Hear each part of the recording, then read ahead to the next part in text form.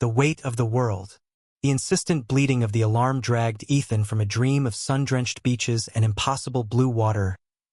Reality, however, was the pre-dawn gloom of his cramped apartment.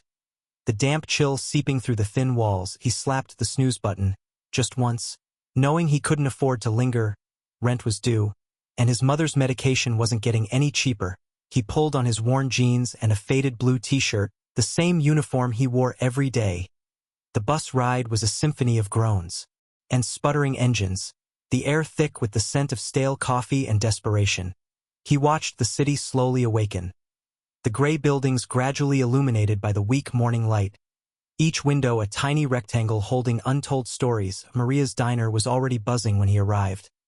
The aroma of frying bacon and freshly brewed coffee hung heavy in the air, a comforting blanket against the harshness of the day. Maria, a formidable woman with a heart as big as her diner, greeted him with a warm smile and a knowing look. Late night, Ethan? Don't tell me you were up all night reading those dusty books again. He grinned sheepishly.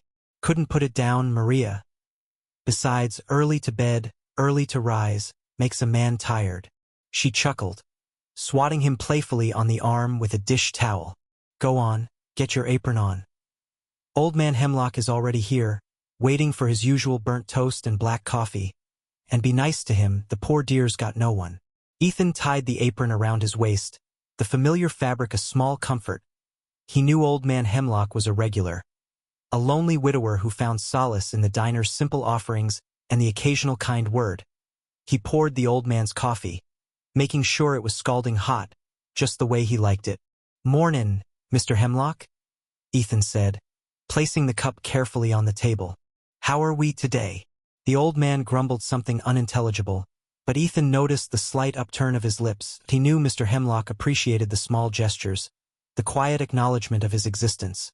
The morning wore on in a blur of orders, refills, and small talk that he listened patiently to Mrs. Gable's endless complaints about the price of tomatoes, offered a sympathetic ear to young Timmy whose dog had run away, and even managed to coax a smile out of grumpy Mr. Henderson who always complained about everything. As he cleared a table, Maria approached, her brow furrowed with concern. Ethan, I need to talk to you for a minute. She gestured towards the back room, but he followed her. A knot forming in his stomach. Maria was always fair, but she didn't mince words. Honey, I know things are tough, she said, her voice softening, but I can't keep giving you advances on your paycheck. The diner isn't exactly printing money, you know? He looked down, shame burning in his cheeks. He hadn't meant to ask so often, but his mother's new medication was costing more than he anticipated, and his sister, Lily, was starting to talk about dropping out of college. He couldn't let that happen.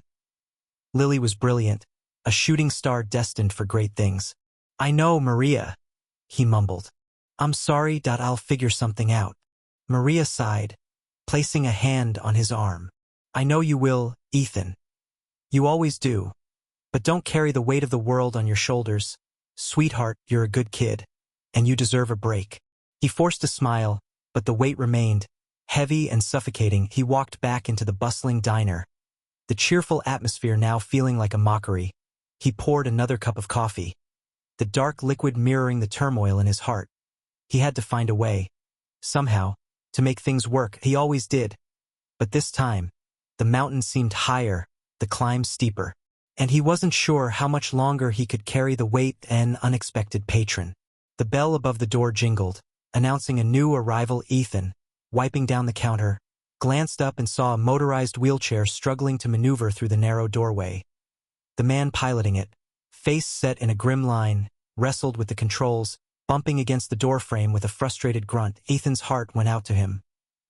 Just a sec, sir, he called out, hurrying around the counter. He gently guided the chair, easing it over the threshold and into the relative spaciousness of the diner.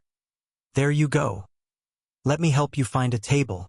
The man, Mr. Abernathy, Ethan guessed from the way Maria always referred to him, didn't offer a word of thanks. He just pointed a gnarled finger towards a booth in the corner. That one. And make it snappy. Ethan suppressed a sigh. Maria had warned him about Mr. Abernathy. Difficult customer? She'd said, rolling her eyes. But Ethan couldn't help but feel a pang of sympathy for the man. He imagined the daily struggles, the constant reliance on others, the indignity of it all. He carefully positioned the wheelchair at the end of the booth, making sure there was enough room for Mr. Abernathy to transfer himself. "Need a hand, sir? I'm not helpless," Mr. Abernathy snapped, but his voice lacked heat as he gripped the edge of the table, muscles straining, and slowly pulled himself from the chair, settling heavily onto the vinyl seat. Ethan fetched a menu, his movements deliberate and unhurried as he noticed Mr. Abernathy was breathing heavily, a sheen of perspiration on his forehead. "Take your time, sired, and no rush." Mr. Abernathy grumbled something unintelligible and snatched the menu. His eyes scanning the options with a critical gaze, the diner filled with the clatter of silverware and the murmur of conversations, but a pocket of tense silence seemed to cling to their booth. Finally, Mr. Abernathy pointed to the menu. "Coffee, black, and the blueberry pancakes, but make sure they're cooked through. Last time, they were practically raw."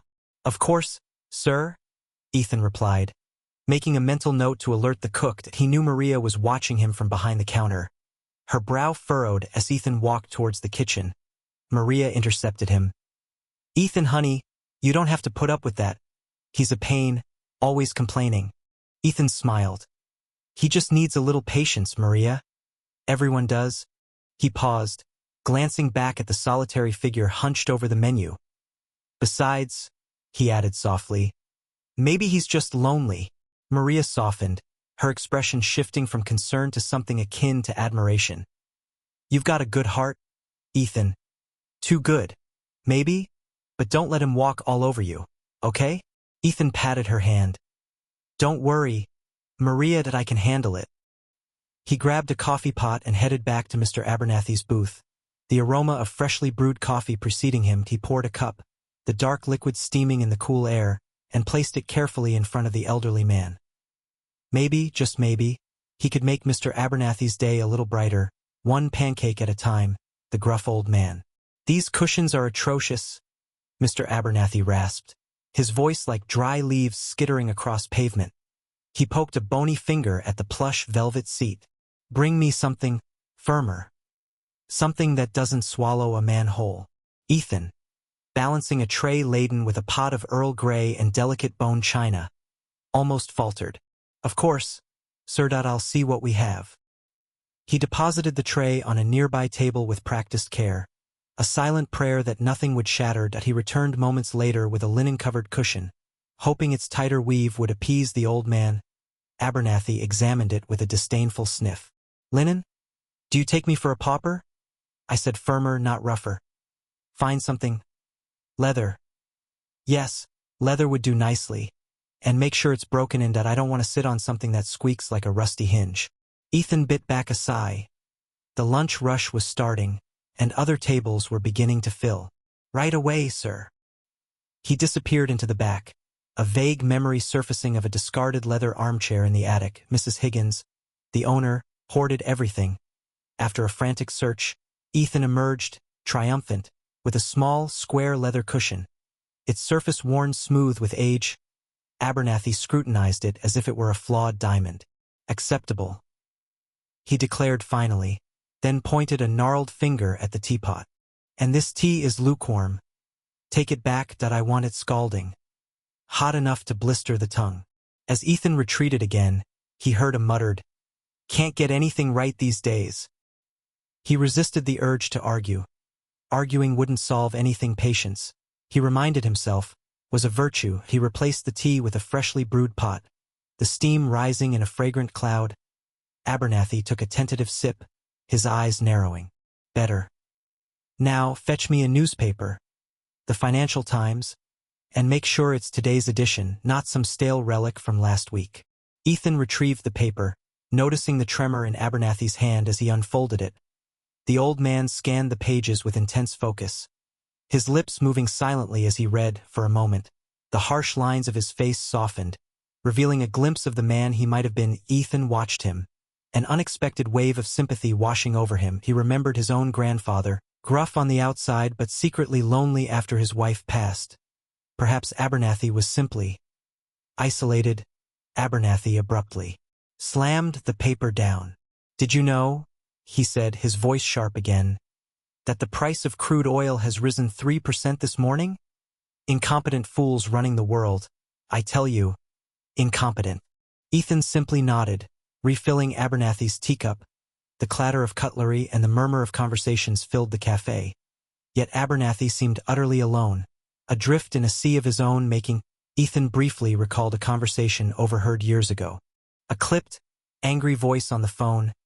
Asterisk. "I told you, Father. I can't make it. I have a board meeting. No, I can't just reschedule it. You know how important this is to me." Asterisk. A long, heavy silence followed. Asterisk. Fine. Asterisk. The voice had finally snapped. Asterisk. Enjoy your lunch. Asterisk. The line went dead. Abernathy cleared his throat, his gaze fixed on a point somewhere beyond the cafe window. He didn't meet Ethan's eye. "Thank you," he mumbled.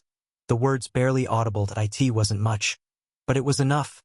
Ethan smiled, a genuine warmth spreading through him. "You're welcome, sir." He knew, somehow, that behind the gruff exterior Mr. Abernathy was a quiet act of kindness. The newspaper snapped like gunfire as Mr. Abernathy folded it, the sound unnaturally loud in the diner's sleepy afternoon air. He beckoned Ethan with a stiff finger. "Time to settle my debt, son." Ethan ambled over, notepad ready, and quoted the sum. A grimace tightened Abernathy's features as he excavated his wallet from the depths of his tweed jacket. His arthritic fingers fumbled with the leather, each movement a laborious struggle. Finally, he laid a meager collection of bills on the checkered surface, a sigh escaping his lips like a deflated balloon. He silently mouthed numbers as he sorted, then nudged the pile toward Ethan. "Seems I'm lacking." The man's voice, normally a resonant rumble, sounded raspy and frail. He avoided eye contact, fixating on a coffee stain blooming on the formica. Ethan calculated swiftly. Abernathy was short by at least $7, a paltry amount, yet a significant dent in Ethan's tip jar. He stole a glance around. Mrs. Henderson was lost in her crossword puzzle, and the cook serenaded the kitchen with a tuneless hum. None noticed. "Not a problem, Mr. Abernathy," Ethan reassured, striving for nonchalance. He scooped up the bills and approached the register. After ringing up the total, he dipped into his own apron pocket, extracting a crumpled 5 and a pair of singles. He discreetly added them to the cash drawer, offering Maria, the cashier, a conspiratorial wink. Ever pragmatic, Maria simply shrugged, dispensing the correct change without a word exchanged. Returning to the table, Ethan placed the change in Abernathy's waiting hand. "There you go, sir. Have a good afternoon." Mr. Abernathy accepted the coins, his weathered fingers grazing Ethan's. He lifted his gaze then, revealing unexpectedly pale blue eyes that latched onto Ethan's. A shrewd intelligence flickered there, a knowing spark absent moments before no words of thanks were offered. Yet the look spoke volumes. Profound gratitude tempered with a touch of wry amusement, as if he'd seen past Ethan's clumsy attempt at anonymity. He steered his wheelchair toward the exit, its wheels emitting a mournful squeal with each turn. Just before crossing the threshold, he paused, pivoting his head slightly, and bestowed another look upon Ethan, fleeting this time, but impactful nonetheless. It was accompanied by a nearly imperceptible nod. Ethan watched him depart, a strange warmth blossoming within him. It transcended the mere sum of money. It was the connection forged, the silent understanding that resonated between them. The diner seemed to glow with a newfound vibrancy, a little warmer than before. He picked up Mr. Abernathy's discarded newspaper, the ink ghosting onto his fingertips. A quiet contentment settled over him, the small act of kindness a bright ember in the humdrum monotony of his workday. The regular. The chime above the diner door announced Mr. Abernathy's arrival precisely at 10 o'clock, just as it had every day for the past week. He wheeled himself in, the polished chrome of his chair gleaming under the morning sun. Mrs. Peterson, wiping down a booth, caught Ethan's eye and subtly nodded towards the door. Ethan straightened his apron, a small smile tugging at his lips. He was still surprised by the familiarity that had blossomed so quickly. "Morning, Mr. Abernathy," he greeted, pulling out a chair at their usual table. "Bellwether." Mr. Abernathy grunted, maneuvering into place with practiced ease. "Strong coffee. Black. And none of that watered-down swill you call breakfast blend." Ethan chuckled, the sound lighter than it had been before Mr. Abernathy started coming. Coming right up. Anything else today, sir? Newspaper. The Wall Street Journal. If you have it.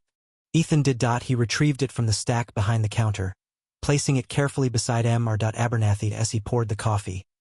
He noticed the older man's hands, gnarled and spotted with age, but surprisingly steady as he reached for the paper.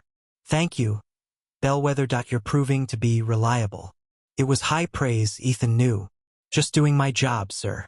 He paused, then, emboldened by their routine, added, Say, Mr. Abernathy, if you don't mind me asking, do you live around here? I haven't seen you before last week. Mr. Abernathy rustled the newspaper, his gaze fixed on the headlines. Across town. On the hill. Ethan knew the area. Expensive real estate.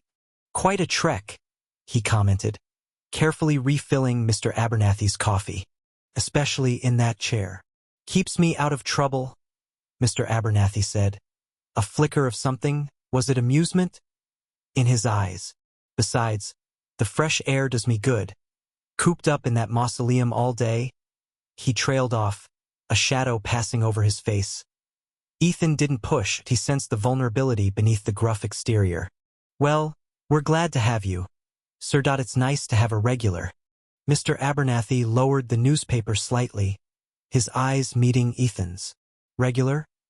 He repeated, the word sounding almost foreign on his tongue. He looked back at the paper, but not before Ethan saw the faintest hint of a smile play around his lips. Later, as Ethan cleared Mr. Abernathy's empty cup, he noticed a small, intricately carved wooden bird lying on the table that was no bigger than his thumb, exquisitely detailed. Mr. Abernathy, you left this. The older man glanced down, then waved his hand dismissively. Keep it, Bellwether. A trinket that my granddaughter used to make them. He paused, the amusement gone, replaced by a profound sadness. Before, Ethan carefully picked up the bird that felt warm in his hand, imbued with a history he couldn't begin to imagine. Thank you, sir. I will. As Mr. Abernathy wheeled himself towards the door, he paused, turning back to Ethan. Tomorrow, Bellwether. Same time. And Ethan knew, with a certainty that warmed him from the inside out, that he would be there. An empty table. Ethan polished the already gleaming Formica tabletop, the circular motions feeling almost compulsive. He'd placed Mr. Abernathy's usual, a steaming mug of black coffee, a water glass with a lemon wedge, and a neatly folded napkin, precisely where the old man preferred them. The sun streamed through the diner's front window, creating a golden halo around the empty chair. 8 o'clock. Mr. Abernathy was always here by 8. He glanced at the clock above the grill. 8:15. Maria was flipping pancakes, the sizzle and sweet aroma doing little to soothe the knot tightening in Ethan's stomach. He refilled the sugar dispensers. Even though they were full, he wiped down the counter, humming under his breath, a tuneless melody designed to mask the growing unease. 9 o'clock. The morning rush was in full swing, the diner buzzing with the clatter of silverware and the murmur of conversations. Ethan moved on autopilot, taking orders, delivering plates piled high with eggs and bacon. All the while his eyes kept darting towards the entrance. He imagined Mr. Abernathy's weathered face, the twinkle in his eyes, the way he always thanked Ethan with a courtly nod. He pictured the familiar whir of his motorized wheelchair. He heard nothing. The worry was a sharp, unfamiliar thing that wasn't like him to fret. He usually trusted that everything would work out, that people were inherently good, but something felt wrong. By 10. The breakfast crowd had thinned. Ethan wiped down the tables, the rhythmic motion. Offering a small measure of comfort, he checked the clock again at 10:30. He hadn't realized how much he'd come to rely on Mr. Abernathy's daily visit, a quiet ritual that grounded him. Maria came over, wiping her hands on her apron. You okay, Ethan? You seem distracted. He forced a smile. Just a slow morning. Maria's dark eyes narrowed, missing nothing. Don't lie to me, Mijo. It's Mr. Abernathy, isn't it? He sighed, the breath escaping him in a rush. He's usually here by now. Every day I hope he's all right. Maria patted his arm. He's a tough old bird. Probably just had a doctor's appointment or something. Maybe his daughter came to visit. Remember he mentioned she was coming soon? She grabbed a nearby rag and began cleaning the countertop alongside Ethan, her presence a comforting weight. Don't you worry yourself sick. Sometimes things just happen. He'll be here tomorrow, bright and early, ready for his coffee. You'll see. Ethan wanted to believe her. He really did. But the empty table still felt like a gaping hole in the fabric of the diner, a silent, unsettling question mark hanging in the air. He glanced at the doorway once more, half expecting to see the familiar silhouette of Mr. Abernathy. But the only thing he saw was the bright, indifferent sunshine, the black car. The black car purred to a stop outside the diner, an obsidian panther amidst a flock of rusty sparrows, heads swiveled, forks paused halfway to mouths. Even the sizzle of bacon seemed to quiet in deference that it was a car that belonged in a magazine, not parked on a cracked asphalt lot next to Mrs. Henderson's dented Corolla. The tinted windows reflected the morning sun, making it impossible to see who was inside, adding to the air of mystery that hung thicker than Maria's famous gravy. The driver's side door opened with a soft click, and a woman emerged. She unfolded herself from the low-slung vehicle with an elegance that made the patched vinyl booths and chipped formica tables seem even more humble. Her tailored suit, the color of charcoal, looked like it had been sculpted onto her frame. A single strand of pearls, understated but undoubtedly expensive, adorned her neck. She was a creature of concrete and steel, a stark contrast to the diner's warm, lived-in atmosphere. Maria, wiping her hands on her apron, felt a prickle of unease. This wasn't the kind of clientele that frequented the Bluebird diner. This was different. Trouble, maybe? She hoped not. That she'd had enough trouble lately. The woman smoothed her skirt, adjusted her perfectly coiffed hair, and walked towards the diner, her heels clicking a sharp rhythm. On the sidewalk, the bell above the door jingled as she entered, the sound swallowed by the sudden hush that fell over the room. Her gaze swept the diner, assessing, measuring. It lingered for a moment on old Mr. Peterson in his usual booth, then flicked over to the counter where Earl was nursing a cup of coffee, before finally settling on Maria behind the counter. "Good morning," she said, her voice smooth and precise, like polished granite. "I'm looking for someone." Maria forced a smile. "Morning, hon. Help yourself to a seat. What can I get you?" She gestured towards the booths with her rag. The woman didn't move. "I'm looking for the man who works here.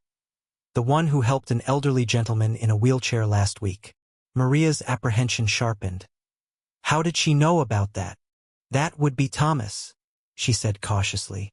"He's in the back, prepping for the lunch rush. Can I tell him who's asking?" The woman paused, a flicker of something unreadable in her eyes. "Eleanor Abernathy. Tell him, my father sends his gratitude." Maria's eyebrows shot up. "Abernathy?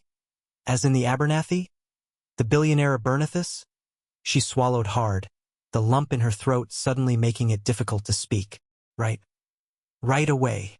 She turned and hurried towards the kitchen, her mind racing. What on earth was going on? And why did she have a feeling that whatever it was about to turn the Bluebird diner and her life upside down? A daughter's gratitude. Eleanor Abernathy stood just inside the doorway of Maria's cafe, a silhouette against the bright morning. Maria, wiping down the counter with practiced efficiency, noticed her immediately. The woman exuded an air of quiet wealth, the kind that didn't shout but whispered of tailored suits and private jets. "Can I help you, Senora?" Maria asked, her voice warm, her eyes assessing. Eleanor offered a polite, almost hesitant smile. "Yes, thank you. I'm looking for someone. A young man who works here." "Ethan Bellwether?" Maria's gaze sharpened. Ethan was a good kid, a little too eager to please sometimes, but with a heart of gold. She'd seen her share of city types try to take advantage of him. "Ethan's in the back, stocking the shelves. Why do you ask? Could you point him out to me, please? I'd like to speak with him privately, if possible." Maria, ever protective of her flock, didn't budge. "He's a hard worker. I don't want him bothered during his shift." Eleanor's smile widened, a touch more genuine this time. "Of course I understand completely. It won't take long. I assure you that it's important." Maria finally relented, nodding towards the back. "He's the one with the mop of brown hair, always smiling. But if he looks uncomfortable, I'm coming over." Eleanor thanked her and walked towards the back of the cafe. "Ethan, humming a tuneless melody, was wrestling with a box of coffee filters. He hadn't noticed her yet. She cleared her throat softly. He turned, startled, a filter fluttering to the floor. "Oh, I'm sorry, ma'am. Didn't see you there. Can I help you with something? Ethan Bellwether?" He nodded, a little self-conscious. "That's me."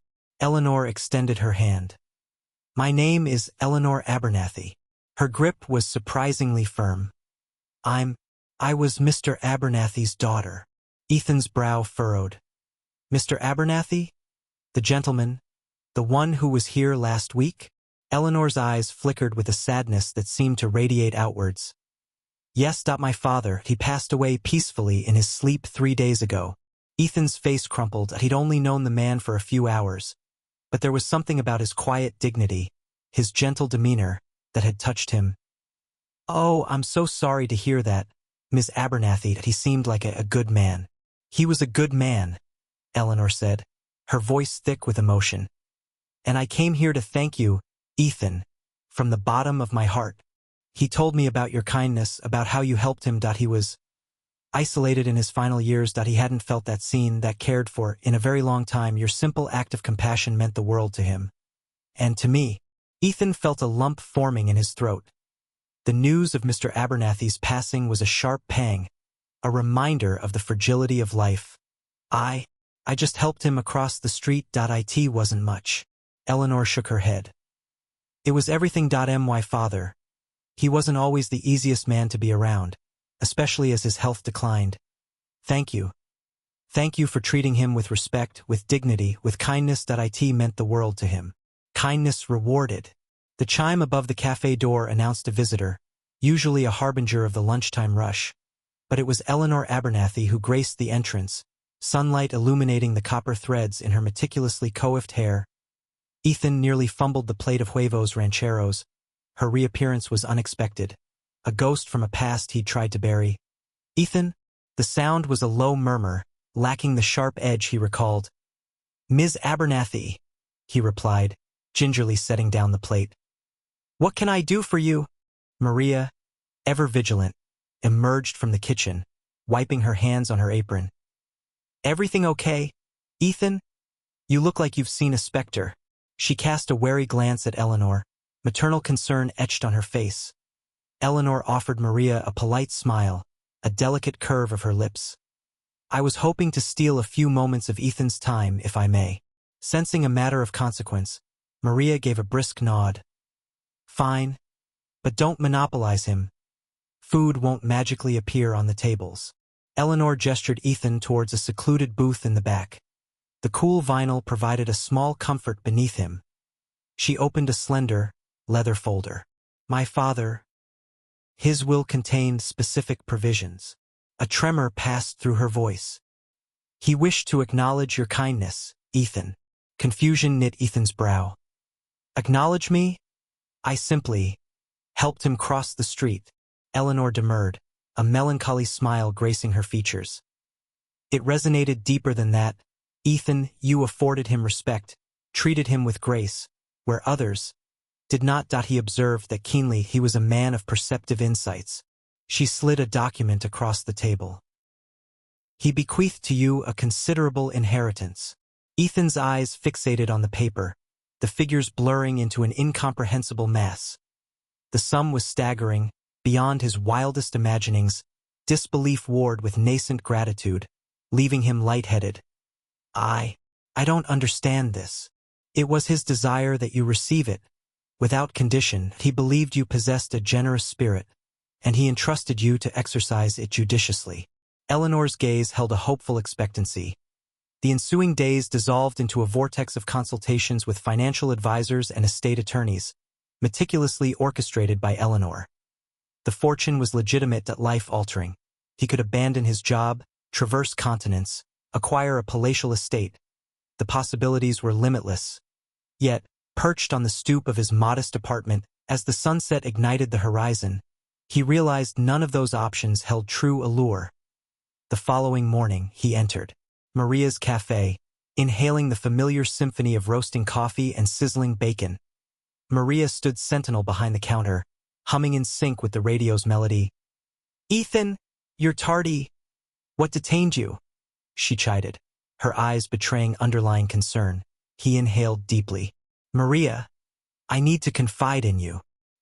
He recounted everything: Eleanor's visit, the stipulations of the will, the unexpected windfall. Maria absorbed the narrative, her expression fluctuating between incredulity, astonishment, and a broad, knowing grin upon his conclusion. She reached across the counter and clasped his hand.